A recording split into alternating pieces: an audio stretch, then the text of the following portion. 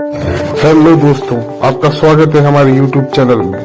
कहते हैं नसीब जिसका साथ देता है वो अच्छे अच्छों को मात देता है।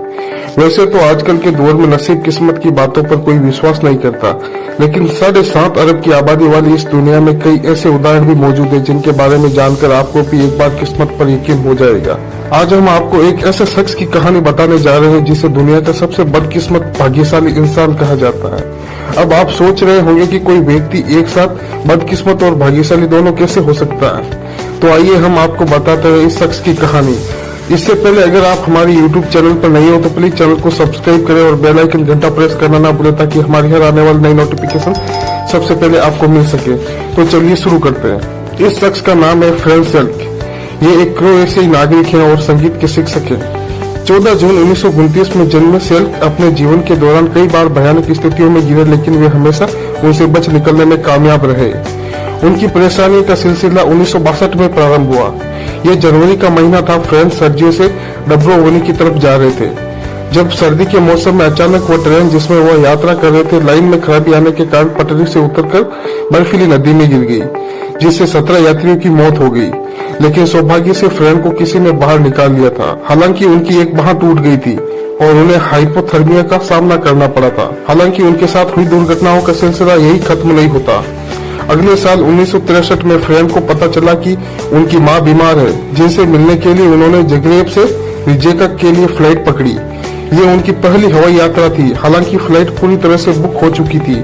उन्होंने किसी तरह एयरलाइन को मना लिया वह फ्लाइट अटेंडेंट के साथ विमान के पिछले हिस्से में बैठने की अनुमति दे। बीच रास्ते में हवाई जहाज के दोनों इंजनों ने काम करना बंद कर दिया और केबिन का दबाव कम हो गया। इस दौरान प्लेन के क्रू ने फ्रेंड को एक टूटे दरवाजे से बाहर पैराशूट में बांधकर छोड़ दिया, जबकि विमान दुर्घटनाग्रस्त हो गया था और उसमें मौजूद 19 लोग मारे गए थे। यहाँ एक बार फिर फ्रेंड ने मौत को चकमा दे दिया, लेकिन इसके बाद उन्होंने कभी हवाई यात्रा नहीं की। विमान हादसे के 3 साल बाद 1966 में फ्रेंड एक बस की सवारी कर रहे थे जो सड़क से फिसलकर नदी में गिर गई। इस हादसे में 4 यात्री डूब गए। हालांकि फ्रेंड तैरकर तट तक आ गए। कुछ मामूली चोटों के बाद वो बच गए। सार्वजनिक परिवहन के साथ इस तरह के भयानक अनुभव होने के बाद फ्रेंड ने ज्यादातर अपनी कार से यात्रा करने का फैसला किया, लेकिन उनकी किस्मत में तो कुछ और ही लिखा था। 1970 में उनकी कार में उस समय अचानक आग लग गई जब वह गाड़ी चला रहे थे। इस हादसे में भी फ्रेंड एन वक्त पर कार से कूद गए थे और चंद सेकंड में उन्होंने अपनी आंखों के सामने ईंधन टैंक में विस्फोट होते हुए देखा। 1973 में पिछले घातक कार दुर्घटना के 3 साल बाद फ्रेंड के साथ एक और हादसा हुआ। उनकी कार का ईंधन पंप टूट गया, जिससे इंजन में आग भड़क गई और उसमें भीषण लपटें उठने लगी। इस हादसे में उनके बाल पूरी तरह से झुलस गए थे, लेकिन वो मौत के करीब जाकर एक बार फिर बच गए।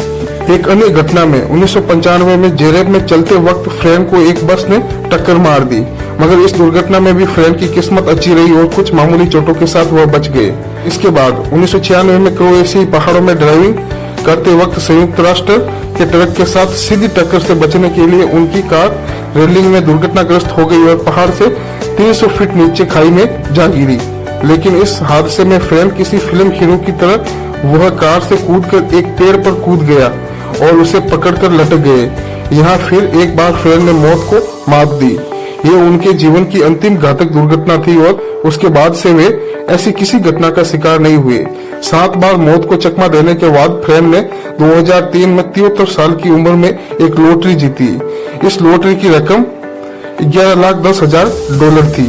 उन्होंने लॉटरी की राशि से 2 घर और एक नाव खरीदी। आखिरकार 2010 में उन्होंने मित वही जीवन शैली जीने का फैसला लिया और अपनी अधिकांश दौलत अपने रिश्तेदारों और दोस्तों को देने का फैसला किया। तो कैसा लगा आपको ये वीडियो और कैसी लगी फ्रेंड की कहानी? अगर कहानी अच्छी लगी है तो प्लीज चैनल को सब्सक्राइब करें। और एक मैं आपको ऑनलाइन अर्निंग ऐप के बारे में बताता हूँ जिसका नाम है प्रोबो। इसमें केवल आपको संभावना लगानी है, न कि किसी और ऐप की तरह आपको उसमें टीम बनानी है। ऐसा कुछ भी नहीं करना, आपको केवल संभावना बतानी है। इसमें बहुत सारी कैटेगरी है, क्रिप्टो, क्रिकेट, फुटबॉल और यूट्यूब के बारे में बहुत सारी आपको क्वेश्चन पूछे जाएंगे। उसका जवाब केवल आपको हाँ या ना में देना है।